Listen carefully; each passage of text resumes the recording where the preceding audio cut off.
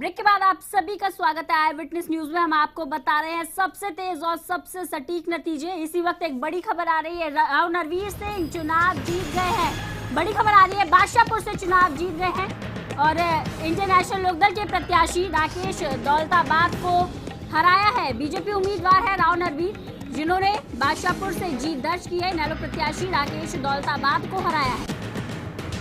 बड़ी खबर इस वक्त की आ रही है बादशाहपुर से, जहां राव नरवीर चुनाव जीत गए हैं। भारतीय जनता पार्टी के प्रत्याशी हैं, तो लगातार बीजेपी को बढ़त मिलती नजर आ रही है। वहीं राकेश दौलताबाद, जो कि इंडियन नेशनल लोकदल के प्रत्याशी हैं, उन्हें हार का सामना करना पड़ा। तो राव नरवीर सिंह बादशाहपुर से, जो बीजेपी के उम्मीदवार थे, जीत मिली है, जनादेश उनके पक्ष में आया है। वहीं राकेश दौलताबाद दूसरे नंबर पर रहे और हार का सामना उन्हें करना पड़ा। और अब चर्चा को आगे बढ़ाते हैं। लगातार भारतीय जनता पार्टी को जीत मिल रही है, लगातार भारतीय जनता पार्टी आगे बढ़ रही है। थानेश्वर जी, बीजेपी जो आगे बढ़ रही है। और साथ ही अभी आप तो एक बात कह रहे थे कि जब भी जनता किसी विकल्प की बात करती थी तो या तो कांग्रेस की तरफ जाती थी या इनेलो की तरफ जाती थी, लेकिन इस बार आप देखेंगे तो इंडियन नेशनल लोकदल भी इस रेस से पीछे है। देखिए, इंडियन नेशनल लोकदल को जनता ने 10 सालों से नकारा हुआ है और सबसे बड़ी बात है कि इस बार जिस तरीके से नरेंद्र मोदी, एक बीजेपी की पार्टी के नरेंद्र मोदी एक विकल्प के रूप में सामने आए, बीजेपी पर नहीं, नरेंद्र मोदी विकल्प के रूप में शामिल आए। लालकृष्ण आडवाणी को हालांकि इन शब्दों पर ऑब्जेक्शन था कि पार्टी से बड़ा आप एक व्यक्ति विशेष को कर रहे हो, लेकिन पार्टी के किसी नेता ने उनके शब्दों पर ध्यान नहीं दिया और नरेंद्र मोदी का नाम आज एक बीजेपी पार्टी से कहीं ना कहीं बड़ा हो चुका है। और विकल्प के रूप में जिस तरीके से आए इंडियन नेशनल लोकदल को, तो जनता पहले ही 10 साल से नकार चुकी थी। अब उसके बाद फिर नकार दिया जनता ने, क्योंकि विकल्प के रूप में बीजेपी सामने आ गई थी और अब उस विकल्प पर जनता ने विश्वास किया। हरियाणा की जनता है जो बखूब जल्दी से किसी न किसी पर विश्वास कर लेती है। अब अगर नरेंद्र मोदी को से जो उम्मीदें हैं लोगों को, जो सपने देखे नरेंद्र मोदी को लेकर जनता ने, अगर उन पर खरे ना हुए तो वही हरियाणा की जनता है जो 1 मिनट में उसे दरकिनार भी कर देती है। अब देखना है कि जो वायदे जो चुनाव के लिए समय जो वायदे किए जनता से, उस पर कितना खरी उतरती है बीजेपी। जी सूरज भान जी, जो बात थानेश्वर जी कह रहे हैं कि कहीं ना कहीं व्यक्ति विशेष को पार्टी से ऊपर का तवज्जो दिया जा रहा है, आप इस बात को मानते हैं और शायद उसी का फायदा आपकी पार्टी के प्रत्याशियों को मिल रहा है? निश्चित रूप से। लेकिन क्या ये सही है कि एक पार्टी से ऊपर एक व्यक्ति विशेष हो जाए? बात को समझने की आवश्यकता है। डॉक्टर साहब, थानेश्वर जी को मैं बताना चाहता हूं, जब लोकसभा का चुनाव हमारा हुआ था तो इससे पहले कि जितने भी चुनाव भारतीय जनता पार्टी ने लड़े, उसमें नारा होता था अब की बार भाजपा सरकार। बिल्कुल, लोकसभा चुनाव में ही हमारा नारा हो गया था अब की बार मोदी सरकार।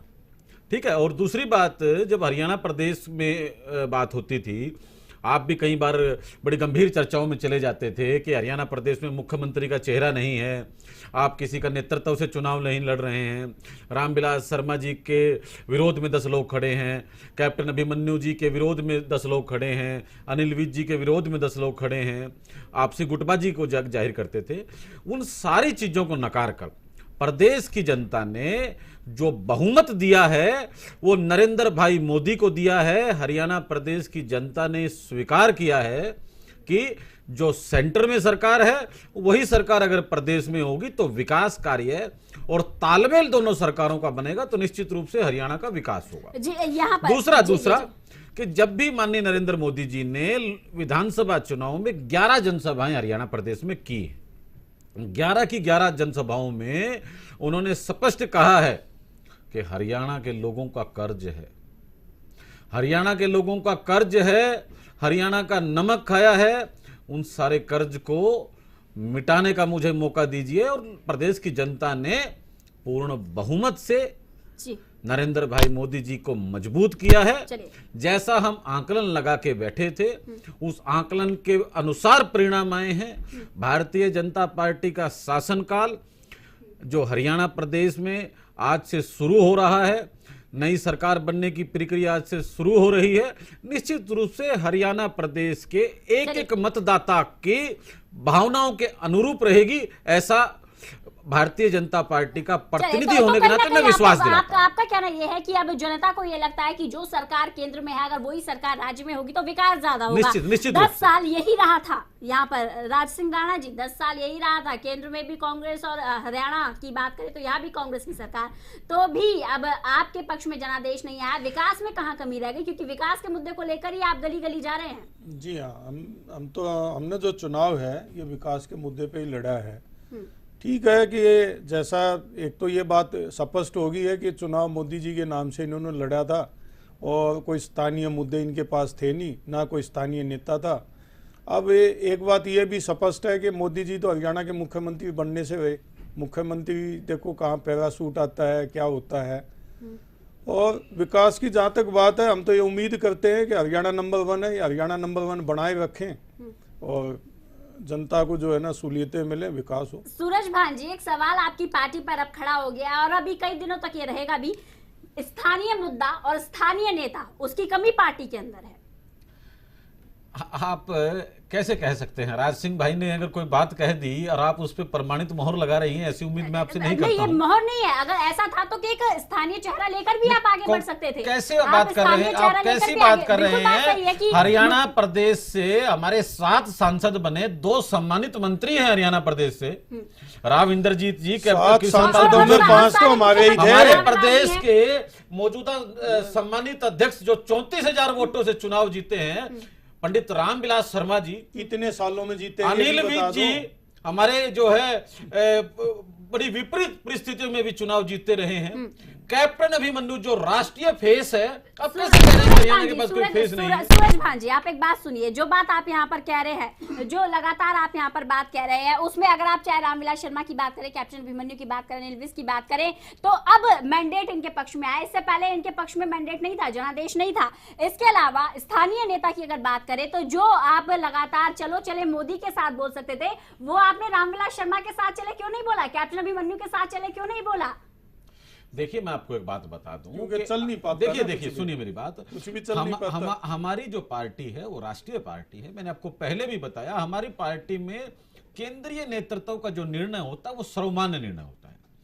हम टिकटों के बंटवारे में भी प्रदेश चुनाव समिति की सिफारिश पर केंद्रीय चुनाव समिति अपना सर्व निर्णय लेती है। और रही बात नेता चुनने की, आज प्रदेश की जनता ने हमें बहुमत दे दिया है। हमारे सारे विधायक बैठेंगे, पार्टी का केंद्रीय पार्लियामेंट्री बोर्ड बैठेगा, राष्ट्रीय नेतृत्व और प्रदेश नेतृत्व बैठेगा। बहुत सुलझा हुआ हरियाणा प्रदेश को जो एक इस 10 साल का जो ये कार्यकाल गया, इससे पहले चौटाला जी का कार्यकाल गया, ये जो 16 साल का कार्यकाल था, इस कार्यकाल के बाद एक राम राज्य जो देश में है, एक राम राज्य जैसा माहौल हो, जहां सभी वर्गों का मान सम्मान हो, किसानों का मान सम्मान हो, मेरी माताओं बहनों का मान सम्मान हो, युवा बेरोजगार साथियों का मान सम्मान हो, युवाओं का मान सम्मान हो, सभी साथियों का मान सम्मान हो, सभी वर्गों का मान सम्मान हो। ऐसी योजना के साथ भारतीय जनता पार्टी अपना काम करने वाली। मैं एक तो बात कह दूं, देखो, एक तो जैसे इन्होंने चौटाला साहब का समय कि इन्होंने गिनवाया, तो क्या चौटाला साहब की सरकार में तो आप शामिल थे? तब आप कैसे कह सकते हैं कि वो समय आपका था नहीं? एक बात। दूसरी बात, ये जो आपके सम्मानीय बड़े बड़े नेताओं के नाम आपने गिनाए, इन्होंने कई सालों से तो जो है ना, कई दशकों से तो विधानसभा की शक्ल तक देखना नसीब नहीं हुआ। तो कहाँ बड़े नेता हैं आपके पास? 7 लोकसभा के सांसद जो आपके चुने हुए, 5 तो हमारे में से ही भागे हुए हैं। तो कहाँ का जनाधार था आपका?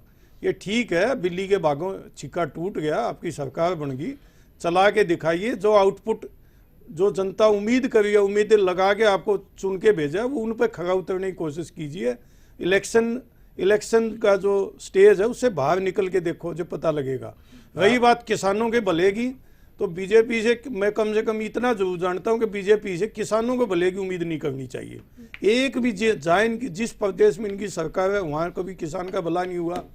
केंद्र में आई तो ये सामने आई हुआ है, चावल का, धान के भाव का हिस्सा जो एक डिफरेंस है वो समझ में आ गया होगा। 1500 रुपये क्विंटल तक धान का भाव गिर गया। आगे आगे देखिए होता क्या है। तो ऐसा ये मानना बिल्कुल गलत है।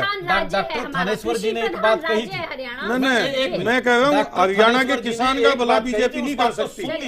राज सिंह भाई, मैं अंतिम बात अपनी रख रहा हूं। डॉक्टर थानेश्वर जी ने एक बात कही थी कि साहब आप अगर साल 2 साल किसी को मकान किराए पे दे देते हैं तो उस मकान को जब खाली करते हैं और उसमें कोई दूसरा किराएदार बैठाते हैं तो 2-3-4 महीने लग जाते हैं उस मकान की व्यवस्था को दोबारा कायम करने में, क्योंकि पिछला किराएदार किस तरीके से रह के गया है।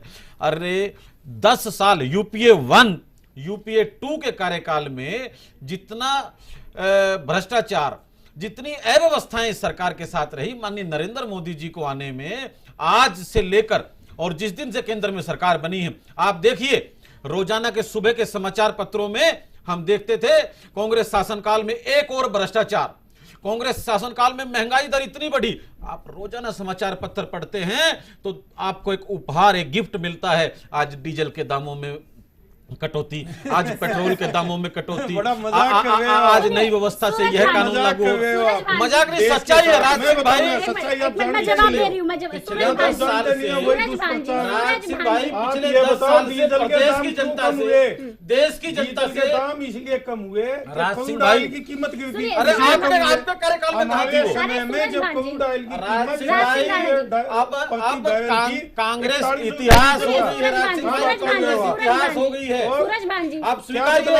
चलिए ठीक है, आपने अपनी बात रख ली, अब एक दूसरे की बात भी तो सुनेंगे आप, लेकिन जो बात सुनना पड़ेगा, कांग्रेस इतिहास हो गई है, इतिहास। सूरज भान जी, जो बात आप कह रहे हैं, जो बात आप महंगाई को लेकर कह रहे हैं, मुझे एक चीज समझ नहीं आती। जब तेल के दाम बढ़ जाते हैं तो आप कहते हैं कि अंतर्राष्ट्रीय बाजार की वजह से बढ़े हैं, और जब घट रहे हैं तो घटेंगे भी अंतर्राष्ट्रीय बाजार की वजह से। उसके लिए आप अपनी पीठ क्यों थपा रहे हैं? मैं आपको एक बात बता दूं, सरकार का मुखिया होने के नाते, एक परिवार के मुखिया जिस प्रकार अपनी परिवार की हर जरूरत को समझता है और उसको लगता है कि इस बार ये कटौती करके ये चीज करनी चाहिए, ये कटौती करके ये चीज करनी चाहिए, तो आप उसी ये प्रकार देश आप ये बात रहे कि तेल के दाम आपके हिसाब से सुन लीजिए, देश के मुखिया होने के नाते भी माननीय मोदी जी ने जो व्यवस्थाएं की हैं, मैं कह रहा हूं जो व्यवस्थाएं हुई हैं आप उनको स्वीकारना सीखिए। अब देखिए जो व्यवस्था पिछले 10 साल से यूपीए 1 और यूपीए 2 के बीच देश की जनता ने सही है, अब उस सारी व्यवस्था को लाइन पे लाने के लिए इतना समय तो हमें दीजिए कि थोड़े सुचारू रूप से आ जाए, और जो कुछ भी हमने कम से कम एक ऐसे सूर्य की उम्मीद इस प्रदेश और देश की जनता कर रही है जहां सभी का मान सम्मान बराबरी से होगा, ऐसी व्यवस्था होने वाली है। और हरियाणा प्रदेश की जनता ने आज उस चीज को स्वीकारा है, हमें बहुमत दिया है, कांग्रेस का पूरी तरह सफाया हुआ। और मैं बता दूं आपको, जो राजनीतिक बंधु, राजनीति के चाणक्य कहे जाने वाले लोगों ने माना है कि केंद्र में मोदी 5 साल के लिए नहीं आया है, 20 से 25 साल के लिए आ गया है, तो वो स्थिति हरियाणा में भी हो गई है। हरियाणा में भी बीजेपी ऐसा नहीं कि 5 साल के लिए बहुत, हरियाणा में भी वो 20 से 25 साल की व्यवस्था तय हो गई। चलिए पहले आप जवाब दे दीजिए। तो जो है ना अति उत्साह हो गया है भाई को, तो शायद ये गलतफहमी 5 साल में टूट जाएगी, एक बात। दूसरा, अब जैसे इन्होंने कहा तेल के दाम घट गए हैं, तेल के दाम जो है वो इसलिए घटे हैं कि प्रति बैरल जो है डॉलर ना, मेरे ख्याल से $87 प्रति बैरल का रेट आ गया है। हमारे समय में ये जो है $110 तक पहुंच गया था। अब और जब 87 या $86 प्रति बैरल रेट था, उस समय डीजल का भाव उस समय 41 रुपये के आसपास था, जो कि आज भी 55 रुपये के आसपास है। एक तो मैं ये बता दूं, कोई इन्होंने कोई बड़ा काम नहीं किया। दूसरा, क्या स्थिति बदली है, पाकिस्तान के साथ वही हालात है, चाइना आज भी इंडिया में घुसा बैठा है, महंगाई भी वही है, तो कुछ बदलाव नहीं हुआ है। ठीक है, सपने आपने दिखाए, सचुक बात दिखाए, जनता उस बहलाए में आ गई, हम तो मानते हैं कि जनता आपको देखे, पता लगे। कर्नाटक में भी जो है कमल खिला था, जल्दी मुरझा गया था, तो ऐसा कुछ नहीं है। और जो ये कह रहे 25 साल तक आए, 50 साल तक आए हैं, देखते जाओ आगे आगे होता है क्या। बिल्कुल, तो जरूरत इस बात की है कि आगे आगे देखने की जरूरत है। हमारे पास बहुत कुछ है चर्चा के लिए, लेकिन एक समय हो चुका है छोटे से ब्रेक का, क्योंकि अगर माने एक एक मुद्दे को उठाकर बात करें और अगर एक एक बात करें कि महंगाई की बात हो या फिर सीमा पर तनाव की बात हो, तो तमाम मुद्दों को विधानसभा चुनावों में खूब गरमाया गया, लेकिन शायद इसका फायदा कहीं भी कांग्रेस को नहीं मिला। रुकते एक छोटे से ब्रेक के लिए, जल्द हाजिर होते हैं।